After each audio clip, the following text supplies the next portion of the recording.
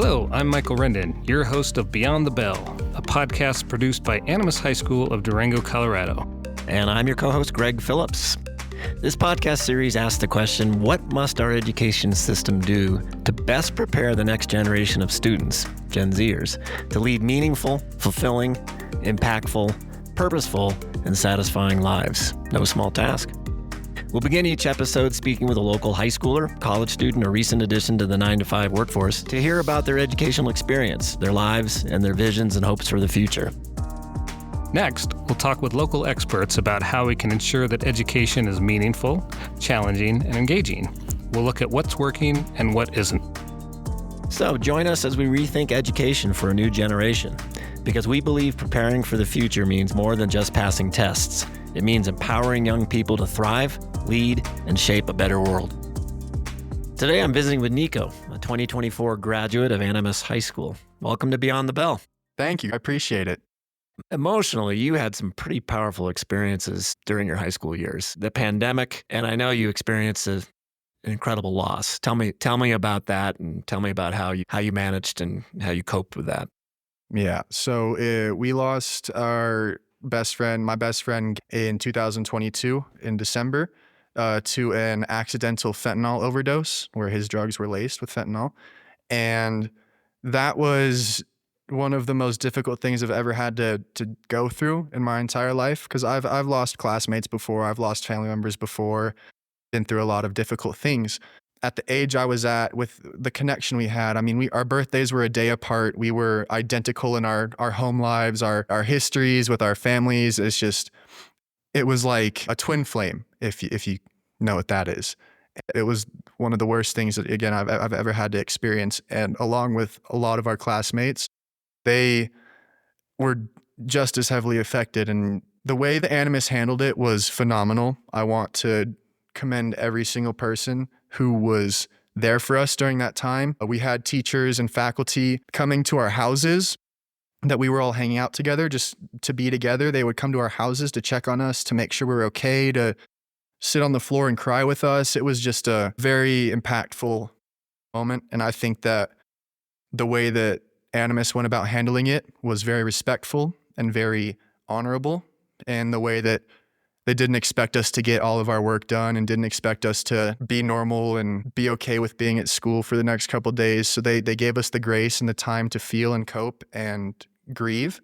And that, for me personally, was huge, because I think that the school would have been a much more negative place if the teachers and the faculty hadn't tried so hard to make us feel okay there. So there's a lot to unpack here. So you had this massive loss of essentially a brother, and you were together in a community at the school that were grieving and sharing and working through that process. How did you turn that? What did you do with that? Well, I did a lot, actually. Took a while to grieve and to process and to, ask why, all these questions that you ask when someone dies.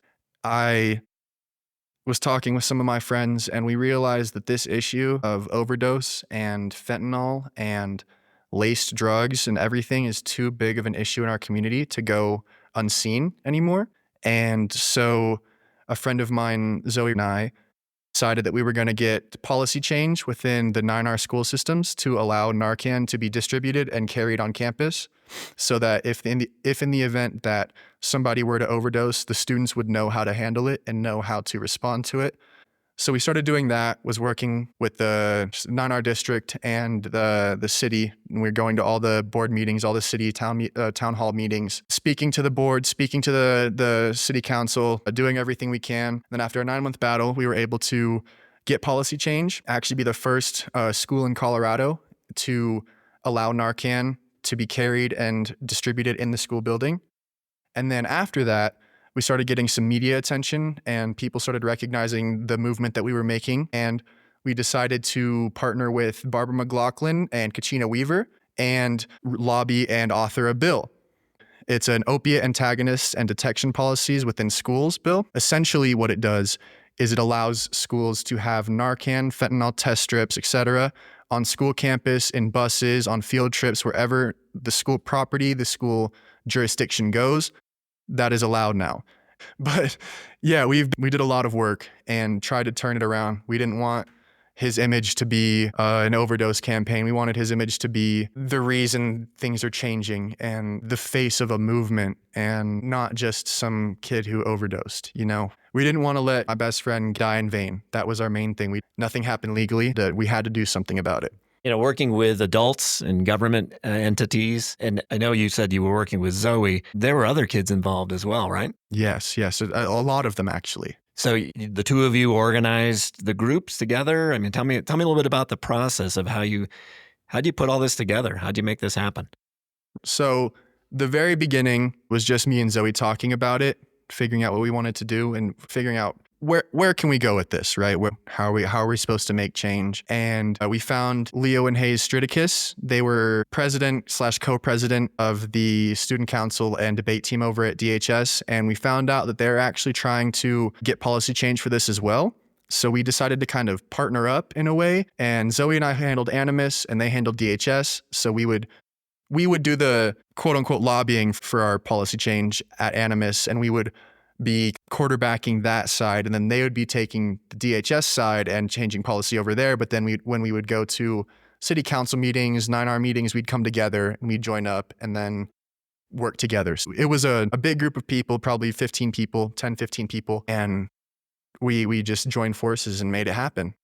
Fantastic. Now, did you have somebody, a faculty member or administrator or somebody that was helping to facilitate that, or were you guys just doing it on your own? It was really just on our own. We decided that we wanted to make this bill happen. And so we started working with Barbara McLachlan, and she was super willing to help us out and really happy to see us young people trying to make change and make real tangible change. And so she got on the horse and started lobbying for us and started bringing in everybody she could to support our bill. We had a lot of help for sure. I think that the faculty at Animus were nothing but supportive and understanding. We had to, tiptoe around legalities and making sure there was no liability and no issues around that. And then we had to make sure, parents actually wanted their kids to learn this stuff. So there was a lot of logistics that we had to get through and a lot of hurdles to jump. We were doing a lot of hard work to kind of counteract all those negative opinions and show the positive change that this would bring. I imagine that you learned a lot along the way, not only about how government works, but also about how to work together and collaborate to bring about change. What were some of the lessons that you, looking back on that, do you think you learned in terms of working with a group of 15 people? Well, there's a lot of opinions, and especially with people who are so passionate about what you're doing, it can almost be more challenging to get things done and to figure out what you want to do, because there are so many extremely passionate, loud voices that want to do all the things that are going to be beneficial, but you guys have to find a common ground and decide on certain things that you want to find and people you want to reach out to, companies you want to get the support of for the bill. And there were a lot of very strong opinions. I learned how to kind of let the reins go a little bit and just be the supporter and be there to help do whatever is needed to be done, but also kind of stay in my corner and let them figure out what they're going to do. And then I kind of do what they need. I'm a very loud personality myself and like to take the lead on things. So I had to kind of learn how to sit back. It's messy trying to bring about change and working with folks with differing opinions. It takes a lot of maturity and discipline, I think, to keep the process moving forward, to keep engaging people, to listen to folks. I imagine you learn a lot, and I imagine that it's probably going to go a long ways in helping you go forward. So you learned a lot about collaboration. You learned a lot about grassroots efforts. I'm interested, has this influenced you in what you want to do next in life? I'd say it definitely has shown me what I'm good at and some of my strengths and some of my weaknesses, and it's helping me point me in the right direction. I know for a fact that I don't want to be a politician because I don't like how strenuous and negative the world is a lot of the time. And I think that that's something that with the morals that I have would be hard to get anywhere with. The world's got a lot of issues that we're all facing. There's no end to the anxiety and the concern that we're all feeling about the future. What's your perspective on what lies ahead, and how hopeful are you? Very. That's, to be concise, very hopeful. I think that Our generation has shown so much drive and positivity and want for success and growth for not only ourselves, but our communities, our country, our families, everything. I think that right now is a very scary time to be in such a transitional period in life, for sure. It's intimidating to think that the mean income in this nation won't even buy a house anymore. And it's very, in a way, discouraging to a lot of young people, making them want to go out and do that, seems a lot more impossible now. And the idea of the quote unquote American dream has kind of gone away. So I'd say that I'm very hopeful because I know my age group and I know how much we want to see progress being made and positive change being made in our community, in our country, and the world.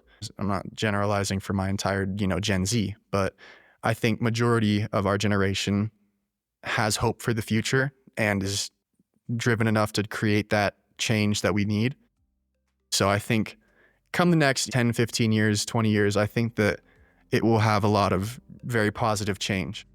You've got faith, and I imagine some of that has come from just your own experience of succeeding at making change with your whole legislative effort with the Narcan. I mean, that's a great way to view the potential that you have to make things happen through that lens. Yeah, I mean, anybody can do it. That's the thing is I never would have thought that I was the type of person who would be able to get a bill passed in the state legislature, but I did, and I was a big part of that. Anybody can make the change that they want to make, and they have to be the change. They have to be the change. And I was the change, and it worked out.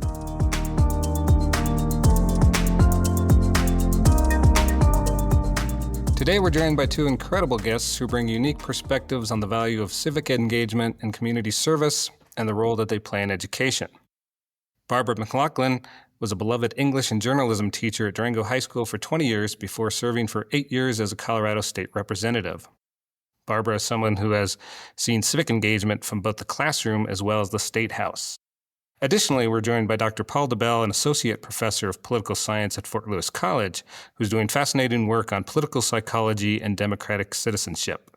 Dr. DeBell leads the Fort Lewis College Political Engagement Project and has firsthand knowledge about how to help young people navigate our complex political landscape. Welcome both of you to the show. Thank you. Thank you. All right, so I have a question for both of you. This is a fundamental question. Are we facing a civic engagement crisis? Or are young people actually very engaged, just engaging differently than previous generations? Civic engagement looks differently now than it did in my generation. We think that having house parties and, all that stuff and go do door knocking is the best way to meet with people as far as elections go. And I don't think students see it that way now. They see that there's too much money in there, which I totally agree. They don't want to donate. They want to be heard. And I think that's what we really need to focus on is actually listening to the next generation. Sometimes if they're not giving money or if they, people assume they're too young to know anything that they're doing, they are not listened to. And I think it's very, very important that we engage them by listening and responding. It's not always that we need to do what they want us to do, but it is a fact that we need to hear them. We need to understand. I think that's what we all want in life is just to be heard. And so I think civic engagement, that gets them started in there when they know they can be heard and when they say something, it means something. Yeah, I would very much agree that we are undergoing, I think, an interconnected set of crises surrounding our politics and civic engagement.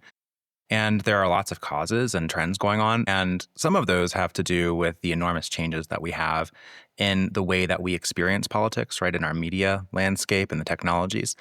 And so, just like Barbara said, that is changing the way that we engage with politics. And some of the models that many of us cut our teeth on are less pertinent than they used to be.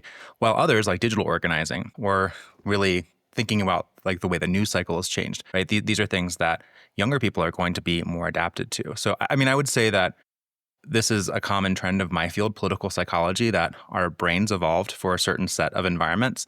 And we're in a really different set of environments now, and that disjuncture causes us all sorts of troubles, whether it's making public decisions together in politics or just governing our own mental health. And so we're really seeing that. And I think it's going to take us, just like Barbara said, learning from each other and creating spaces where everybody can kind of be heard, because different generations, different geographic locations are all going to be experiencing similar issues and problems. And it's going to take all of us, I think, to confront them. Dr. DeBell, Barbara, I'm really excited that you guys are here. I can tell already this is going to be a great conversation. I've got a question for each of you as well. Let's go to Dr. DeBell first. How can educators and families help young people cultivate a sense of hope and agency and belief that they not only should want to create positive change, but that they in fact can? Yeah, that's a great question. That's sort of the great motivating question of my life as an educator in political science. I would say two things. The first is that I think we learn and we create a sense of hope and efficacy and effectiveness by actually practicing. And that can be really hard and intimidating. So in my introduction to political science class, students will often do their own ballot measure research and present that to the public. And when I introduce that idea to them, the faces that I get are not excited. They're really like, what do you want me to do? And they're very intimidated and they can't imagine that they're going to be able to do that. But then when we go through this process and we work with community partners like the League of Women Voters, we have this big event where students are showing their explainer videos on the Colorado ballot measures, and they're really the experts. And so it's that learning by doing, I think, gives them this great sense of efficacy. And then when we think about hope, I think also of Martin Luther King Jr.'s idea of creative maladjustment. And he would say things like, it can be useful to be maladjusted to systems that are broken, that are oppressive. So he talks about never getting adjusted to discrimination or segregation, but being sort of creative about how we think about living in those systems and trying to change them. And so getting a sense of hope from, well, I don't have to be happy with the status quo, if, as I think many young people feel, the status quo is harmful to me, but rather I can think about ways to do things that would, in my everyday life and in my community, hopefully change things for the better. And I think that sense of activity, really doing something, gives us that sense of hope. Because when we engage in our local communities and we engage on issues that we care about, we can actually start to see changes in meaningful ways. It's kind of an old teacher adage for me that show, don't tell. And I think as parents, when we show them that we're going to protest, we're reading, we're debating, we're not classifying everybody as right or wrong because of their party or because we don't agree with them. Same with teaching. I think if you show them what you can do and what other people have done, then they see that there's a model out there. If the only model they see is everybody saying the election was stolen and, we can't do this and all the garbage that gets put out there, why would they ever want to get involved in something like that? So I think you need to show that it can be done, and that's kind of, I think, showing them. You always see parents taking their little kids to those protests, and they're holding signs that are larger than they are. And, the kids don't really know what it is, but they know it is. So parents are modeling behavior for the kids to emulate. Dr. DeBell, your research focuses on political psychology. What do we know about how young people form their civic identities and political beliefs? Is it strictly from modeling, watching others behave? We know that formative period in the development of our political values and identities typically happens as young adults in particular. Thinking kind of the ages of 14, 15, so those first year high school students up until kind of after college, just after college age, mid-20s. And what's interesting there is that you do see some modeling. We're all raised with a certain set of values and experiences and perspectives from our family, from our community. And you'll see lots of people when we start striking out on our own as adolescents and young adults who really find those views and values and perspectives that they were raised with reinforced. But you also find a lot of examples where the experiences that they have as individuals as they strike out into the world directly contradict with some of those. And you see some folks really swinging across the political spectrum or really changing the way that they orient with politics from their family. And of course, any family holiday dinner can bring those tensions up, as they did often when I was in college. So you can think about this as blending lots of different influences together. And whether some of those are from family and environment growing up, and some of those really are what's going on in the world when they are out there. There's a lot of research now showing that the young people have a lot of mistrust in institutions. How do we teach civic responsibility to them when they're skeptical of the systems that we're asking them to engage in? I was looking at some data about this morning. So it's not just young people. You and Gallup have both been tracking general trust in institutions and in government. So in 2024, only 22% of Americans said, across all generations, said that they trusted the government to do what's right most of the time. That's down from a high of like the upper 70s into 80 percentiles when they started asking that question in the 50s and 60s. And really, starting with Vietnam and Watergate, those numbers have plummeted across generations without, sort of going back up. So it's really a crisis across generations. But I think that this is one of those instances, I think that'll come up several times in our conversation today, where the data might reflect even sharper shifts among young people because this is the only world that they've known. So those of us who are raised in the 80s or 90s might remember a very different world and may have had more optimism. And I think that because of changes in our media landscape and in our politics and the way we talk about politics and our hyperpolarization and lots of other trends that I'm sure we'll get into today, that if those are your only experiences of politics, it is not irrational to have a lower view. But again, I think that this is a trend that's more pronounced among younger people, but they're not sort of so distinct. This is something that's happening across the entire population. And, I think that what I often tell people is, okay, like work within the system, work without the system, whatever it is, find things that are meaningful to you and your community, your family, your people. And try and take real action with real people. If you want to fight against the system, if you want to change the system, whatever that might look like. But that sort of actual action in community with folks is going to be more effective at whatever you're trying to achieve. And it's going to make you feel more fulfilled and connected and happy in the process. And Barbara, how do you see that? Because I'm assuming that as a teacher, you saw people that were passionate, cared about issues, wanted to make a difference in the world. But as Paul was talking about, skeptical of the system and didn't believe in the system. So how do you bridge that gap? Or how did you bridge that gap? And how do we bridge that gap moving forward? I taught newspaper for 20 years. And in that class, we were encouraged to talk about things. It was never me telling students how to think. And you have to be really careful in high school about what you discuss in class because they will go home and say, oh, she told me to think this and that. And of course, I'm in trouble then because I never said that. But I'll tell you that when I first ran for office and my students did not know if I was a Democrat or Republican. They're like, really? You're a Democrat? I didn't know that. So I felt really good about that I was able to, to bridge that and not tell them what to think or what to do and open it up for discussion. I think we have to start with really young kids, teaching them. That's when you teach them to be nice to people and to understand his clothes may be dirty because he doesn't have money at home. Don't belittle him. Just, treat him gently. Be nice. Nice is such a weird, squishy word, but I think when you start being kind to people and nice to people very, very early on, politics becomes a different thing as you get older because you already realize what other people are going through. And to me, politics is out there to help people, not to punish people or say you're right or wrong or right or left, up or down. So that's kind of where I see is that, again, it's show, don't tell, but we also need to encourage kindness. We need to encourage discussion, thoughtfulness. If you're watching TV with your kids, pause it and say, what do you think? And ask them questions about what they think so they can actually start putting it into their words instead of words of what they hear at school or a dinner table or wherever they're hearing it. So I think it takes some training, but it's teachers, parents, community. We all need to kind of do that with all kids. What's the most effective or inspiring civic engagement project or experience that you witnessed, and what made it effective or inspiring? I think that the projects that have been the most inspiring and effective have been those that have two things. The first is student leadership and sort of their own ideas and inspiration.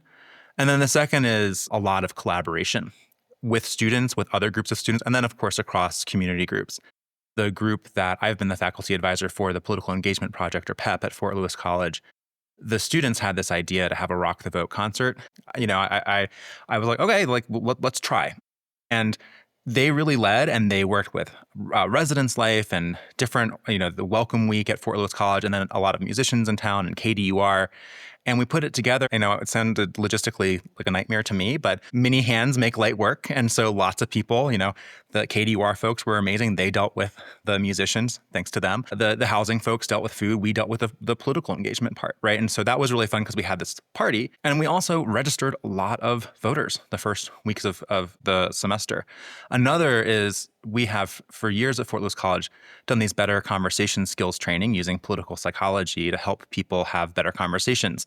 And students had the idea that last year we should do a version of it that has to do with family holiday dinners, because everybody was headed back home for the Thanksgiving break after the election and was very nervous about it. And so that was very much a student idea. And then the students wanted to bring in actors from the theater department who had just done a play called the Thanksgiving Play. And so we brought in those actors and we did skits about family conversations at Thanksgiving, blowing up, and some really practical things that people could do. So again, that was sort of student leadership, but it involved a lot of collaboration. And I guess I'd add a third thing, sort of very practical things. At the Rock the Vote concert, people were able to get registered to vote, to learn about how to vote, ask any questions they had about the upcoming elections and ways they could get involved.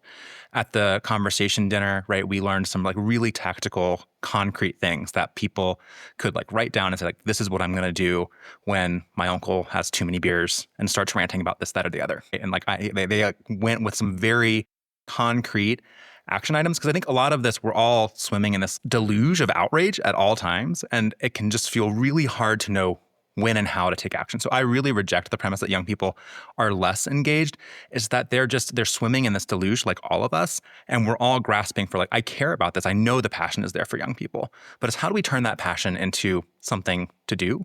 And I think that collaborating with other people and figuring out concrete action steps is the way to go. So Barbara, I'll turn that to you. Paul says that what makes it effective, student leadership, or I'm hearing ownership of the project, collaboration with others, and providing something that's practical. And so I'm wondering, what's the most effective or inspiring civic engagement project or experience you've witnessed, and what do you think it made it effective or inspiring? I think both of those things are really important. You know, it was student-led. Mine happened after both Animas High and Durango High went to their school boards and had resolutions made that the students could have Narcan on campus. And that was really important. And they did that by themselves. They took the initiative, and they were doing it for a friend from Animas High. But then they took that to the state legislature. And that was a little bit bigger audience for them, but they did their research. We found a lobbyist who would work with them for free. It was really amazing. They came in and they came to Denver and testified in front of committees, and they talked to legislators about it. They did all their research. They were able to answer all the questions. We did practice sessions together, but they told me what they needed, and I got to run this bill, and it passed through both the House and the Senate, and the governor signed it, and it was because of these kids that did it. And everybody in the committees came up to me afterwards and go, God, those kids know what they're doing, don't they? I go, yeah, they do. They're our next generation. Aren't we happy? So that was fun for me, was to see them. They came to me. I didn't go to them about anything. They presented it to me and said, let's do it. And I go, okay, so we got it on the calendar, and they did it. The Narcan project obviously grew from the pain and trauma. These kids experienced the loss of a fellow classmate, and they needed to get out and transform that pain into something productive. In our society, it's often a crisis or catastrophe that moves us to take action. Barbara, do you think there's a benefit to teaching and discussing that in classes? The critical events that precipitate change? The civil rights movement comes to mind. What do you think? I think that would be great. People see that there's protests, but what started all this? And that happens all the time. But it also happens that we don't get a stoplight until somebody, so many people are killed at an intersection, and then we go, well, maybe we should do something about it too. So there's always that aspect. But I think learning from history is one of the best ways to learn. That how would you react in this case? What do you think they did? How do you think they got it started from, going across this bridge in Selma? They all knew they could be killed there. What gave them the courage to do this march? You have it. How do you use what you have? I'm going to shift a little bit here. Barbara, earlier, you mentioned that, today's world, civic engagement is different as far as politics go. It's not going door to door. It's not buying a bunch of TV ads. I'm wondering, how does social media and digital activism fit into traditional notions of civic engagement? And I guess this could be for either of you. For me, it kind of takes away the one-on-one. It's really easy for people to be anonymous on social media and to write everything in all caps because they want to yell at you, and then disappear, and you're just left with this bag in front of you that's moving and squirming, and you don't know what to do with all that stuff in there. Social media is what's here, but I prefer the one-on-one. I like debates and conversations and talking and listening to people. I wish we could do better with that. But some people just sit at home and they get online and argue with everybody, and it's not really civil discourse to me. Civilized discourse, perhaps. Well, and it's interesting because I feel the same way, but I'm also older, and so most of my life is without social media. I prefer one-on-one chatting, and I teach with Dr. DeBell as well. And my students, they live in the social media world, like that's their reality. So I guess maybe for Paul, how do you see that, Paul, with your students, this idea of social media and digital activism, and how do you see that in today's politics?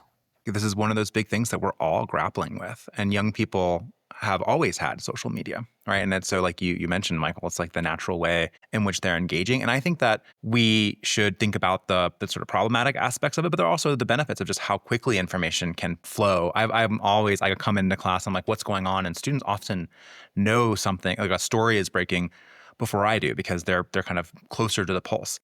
So for sharing information and getting information, it can be really useful if you have the media literacy and savvy skills to like get to the bottom of it. But I'll say two things that worry me. This is from a political psychology point of view. The first is that I worry that sometimes by sharing or liking, we feel like we're taking action. We're often just sort of like preaching to the choir. We're talking to people who already agree with us. And that's dangerous because of a psychological phenomenon called moral licensing. This is the idea like you do one good thing, and then you kind of give yourself an excuse to kind of do whatever you want after. So the classic study on this was actually with when Priuses first came out as the first hybrid that was popularly available. They found Prius owners were actually taking fewer pro-environmental steps in their personal life because they felt like they'd bought a Prius so they could drink all the bottled water, or they could whatever else. So that idea of moral licensing is like, well, I saw a problem in the world, I shared the story, I took action. But that's not really action. And so that kind of worries me. The other thing that would worry me about social media is that we are kind of fed these things to algorithms that are not there for our information or mental health. Give us all this information. Those algorithms exist to sell ads and to make ad executives and tech executives a lot of money. And so I think that if we are passive and only accepting what the algorithm gives us, we're going to have a very skewed version of reality. So I think that social media can be a super useful tool for sharing information and getting information, but we have to be in control and like acknowledge that that's maybe an entry to action, but it is not in itself action. And also that just because something, came across my feed, that might be more beneficial to Musk or Zuckerberg than to me or my community. So getting beyond that and thinking about things that I can actually do with real people could be really helpful. This is a question for both of you. How do we teach students to disagree respectfully and find common ground in this era of political polarization? And I want to just add, the key question is how do we teach students to do this? Not why do we think it's important?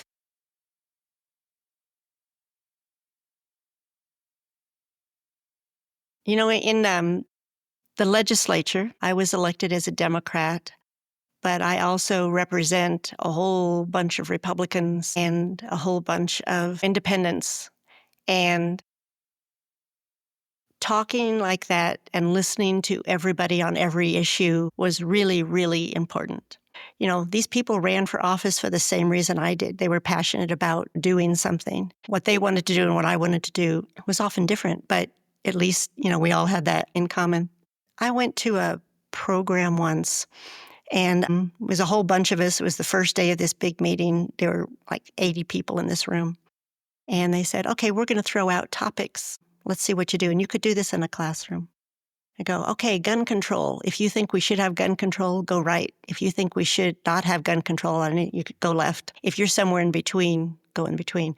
And they just threw out dozens of issues. And so we were all going across the room. And afterwards, we found out that we were in a group with every single person in that room at one time or another during that day. And we all had something in common, but it took a while to find it. And everybody was trying to guess who was Republican, who was Democrat, who was, what everybody was. Paul, what about you? How do you think we teach students to disagree respectfully and find common ground? This is a huge issue. I think we could talk for hours and hours on this because it's super complicated and it's really hard because the environment politically and in terms of media that we live in is not structured to make this easy. It's structured, as Barbara was getting at, to make it really hard.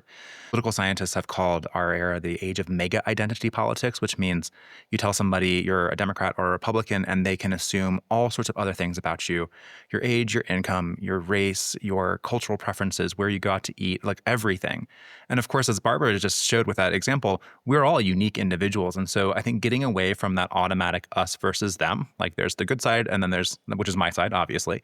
And then there's the other side, which is the bad side, right? If we can get away from that and make it a little more complex through allowing people to be surprising. So I'll often open up classes where we're going to have tough conversations by really trying to find examples, whether it's a story or a poll that show surprising things. For example, a large majority of NRA members support common sense gun control measures, for example.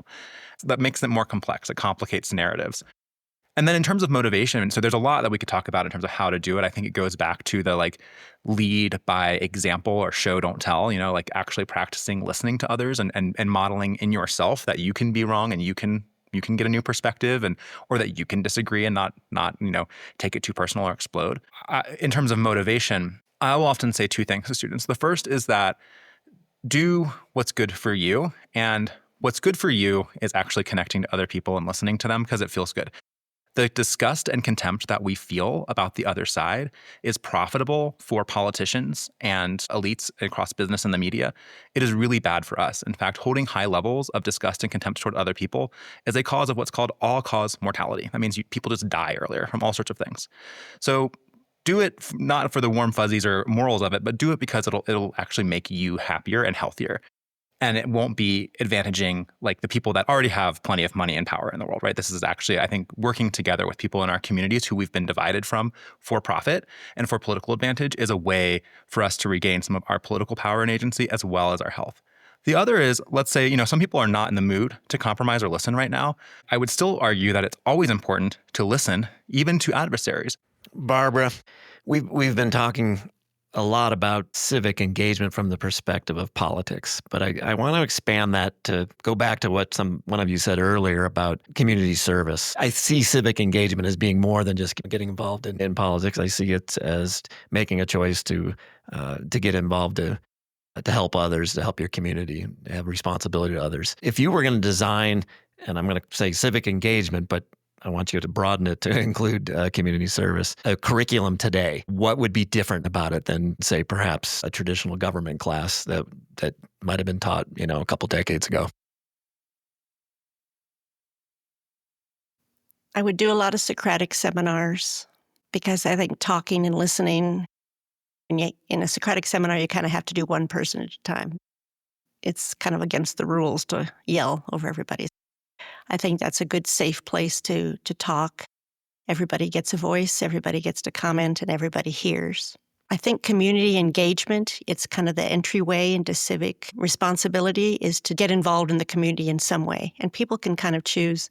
My newspaper class used to adopt families every Christmas, and they would go out and buy gifts and gift certificates and cash, and kids who couldn't afford it would wrap the gifts. Everybody kind of got involved in it. And to this day, many students always send me photos of them doing the exact same thing with their families now. But they're also voting, and they're also understanding that not everybody is as lucky as we are that we can afford a Christmas without getting help.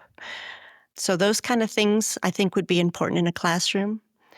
I think textbooks would probably be out. I think more news articles, current events. I think we need to start bringing more current events into our normal teaching, whatever we're teaching. I taught a lot of literature in my class, and so there's always a current event that has something to do with the literature, and it's kind of an aside reading, but it gets kids thinking that this isn't just a novel situation. What about service learning? I know a lot of the high schools in our area here have opportunities or requirements to participate in service learning. What are some of the components of service learning that you think are important so that they're actually gaining some sense of self and some self-reflection as a result of being a part of this? Something that we can help recognize the value of it other than just simply putting in the time and checking the box for credit. I think meeting people outside the school is always a good idea. That you can learn from somebody who is older, younger, in a completely different profession than anything you've ever been in. But you get to help them, and they are helping other people. And volunteering is a really good way to spend a day, having conversations that you might not have had anywhere else. To me, that's what service learning does. And if it's a passion that you have, even better. If you got to choose what you want to do.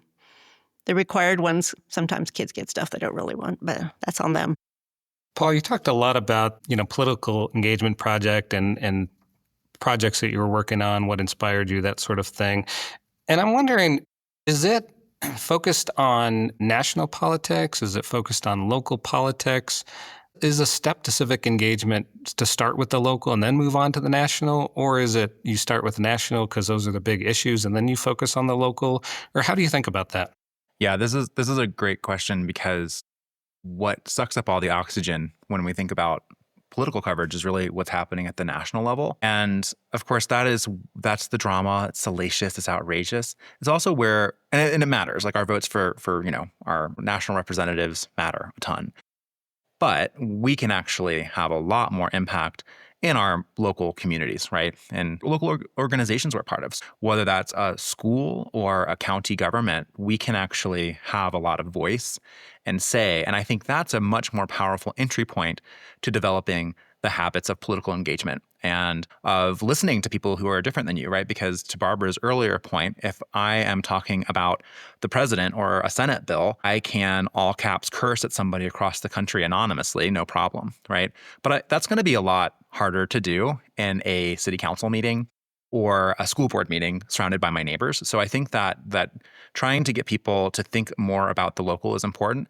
As a political psychologist, we know about something called the negativity bias, where humans, like many animals, were attracted to negative news over positive news because attending to the negative helps keep us alive.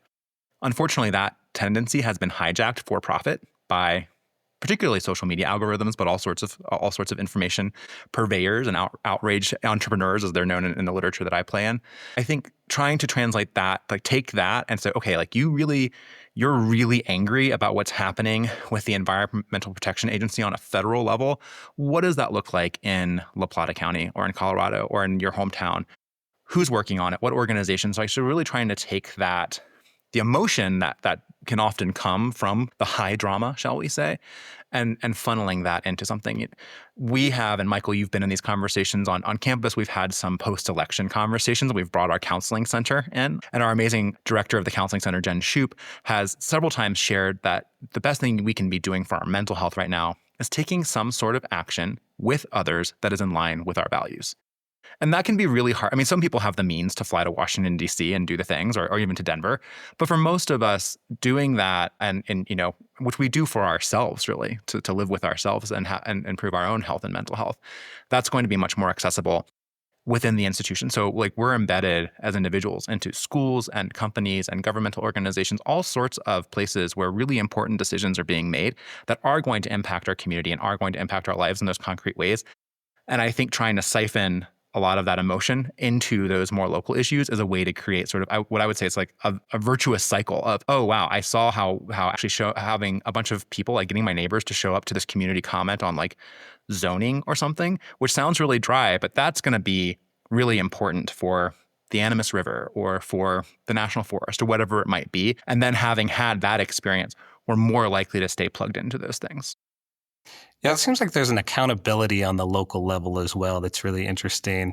I like to tell my students too, you'll see somebody write something crazy in the paper, but then you see that person the next day and you can say, hey, Bob, that was kind of crazy. And you have that conversation and that accountability. Barb, I saw you nodding along to Paul, and I was wondering if you could speak a little bit about that, the local versus the national, and how do you see that? It's really hard for me to go grocery shopping sometimes because if I'm in a hurry, you just can't. Well, I want to talk to you, and you can't not talk to them. But you don't get to do that with your federal representative. But when you look at a county commission and there's 3 people for the whole county, they wield a lot of power in that. They are open to discussions. They have those on the road things all the time where they want to hear from people. And I'm not sure that people understand that that's what local government does. Local government is what really counts. Their decisions have a day-to-day influence on you. What county commissioners are doing right now, or city councils doing right now, even school boards doing now, will affect you in the immediate. And I think people forget that all they do is they go, oh, I never vote locally. I always just vote the presidential and leave it. And I'm like, yeah, you're kind of leaving out. We're asking for your voice here, and this is the time to do it. So, yeah, so I agree that local it's more immediate, more personal. Barbara, from your time in the legislature, what would you want young activists to know about how change actually happens in government? I think they need to know change can happen in government and that there are more than 2 sides to an issue. Sometimes there's 12 sides to an issue. And I think those kids who came from Animas and Durango up to Denver, they had to look at all 12 sides of that issue. There were people completely against it, completely for it, whatever. But that's what they learned, is that if they did their work and if they came prepared and professional, the guys all had ties on and everybody was adjusting their ties for them because they were kind of wrapped around their necks. But it was wonderful to know that if they were passionate about something, they called a legislator. They didn't just say, we can do this on our own. They called me first thing and I said, yeah, let's get you some help. And we got somebody from the Senate who was going to help. We got people from all sides in there to help these kids. And it was bipartisan support that they had. We got a Republican senator. We kind of did all the work over there, but we did the work that we could do, but they did the work of getting it across the finish line. If they're passionate about something, they need to talk to somebody and look at all sides of the issue. So they're not just say, well, I'm right and you're wrong. And so that's how it is. You have to be prepared for everybody. Somebody's out there is going to hate you for whatever you put out. So you just have to be able to respond to them. Yeah, but it can be done. Barbara, if you were going to give one piece of advice, and this is to educators, not to students, but to educators trying to foster civic engagement, what would it be? Listen to what they want to do. What is civic engagements are important to your students? It's not just, here's what I think is important and you should do this. What do they care about? Encourage working in that arena is to go out and do something, because if their heart's in it, their heads will follow, and that becomes a habit. This is a question for both of you. I want you to complete this sentence. A civically engaged young person today should be able to... A civically engaged young person today should be able to find multiple good sources of information on issues they care about, as well as multiple pathways to taking action on those issues. Excellent. Barbara, what about you? A civically engaged young person today should be able to... Think, listen, understand, which kind of goes into what Paul was saying, advocate, and they need to be kind. Love it. Final question. Final Jeopardy. What gives you hope about the next generation's capacity for civic leadership? Let's go to you, Dr. DeBell. I mean, I think the thing that gives me the greatest hope, this is a theme running throughout this whole conversation, is the actual doing. So the actual being with students gives me enormous hope. It's funny, community members, after a tough election or after a difficult piece of news breaks, I'll often have friends and community members say to me, it must be really hard to face these issues in the college classroom. And it is hard, but it's hard because it's important and the issues are hard. But actually, the students are where I get my hope, because I see their passion, enormous passion, and also they are, at least the students that I work with, are really willing to listen to one another, just where Barbara concluded here, sort of listening and being kind to one another. I think that they want to do that. The environment that they're in doesn't make it easy to do it, but there is definitely a lot of will and passion there. And so that gives me an enormous amount of hope. And it's just the sheer passion and creativity that the young people that I work with every day are bringing to issues that really matter to them. And I think that it is incumbent upon us to help them and provide some pathways forward for their own passions to find, real impacts in the world. But I'm hopeful. Barbara, are you hopeful? Yeah, I don't think I could survive if I wasn't hopeful on a lot of stuff. These students are smart and capable, and they just need to know that that's what you need to change the world, is to be smart and capable. They're doing so much more now than I ever did at that age. And I think they've seen, and I'll take the blame, is my generation has really blown it as far as climate change and that money matters more than a lot of other stuff. When I talk to them about that, and I do apologize to them, they see that there's hope out there, and they need to know that they have all the tools and they have all the intelligence. They just need to band together and use that for the better good. They can change, they can undo what has been done. So I have great faith in them. Thank you. Well, Dr. Paul DeBell and Representative Barbara McLachlan, thank you both for your time. It's been a pleasure, and I've really enjoyed this conversation, so thank you. Thank you. Yes, thank you. This is wonderful. After that eye-opening conversation with Barbara and Dr. DeBell about civic engagement, I keep coming back to something that they both emphasized, that none of this happens in isolation. Students don't just magically become engaged citizens on their own. And there's actually some really compelling research backing this up. The Colorado Department of Education has been studying family-school community partnerships for years now, and what they found is pretty remarkable. When families, schools, and communities work together effectively, it makes a real difference. Better student outcomes, closing achievement gaps, and improved graduation rates. And Michael, another study out of the Harvard Graduate School of Education has documented that these partnerships don't just help students, they actually strengthen all the partners involved. Schools get better, community organizations become more effective, and everyone benefits.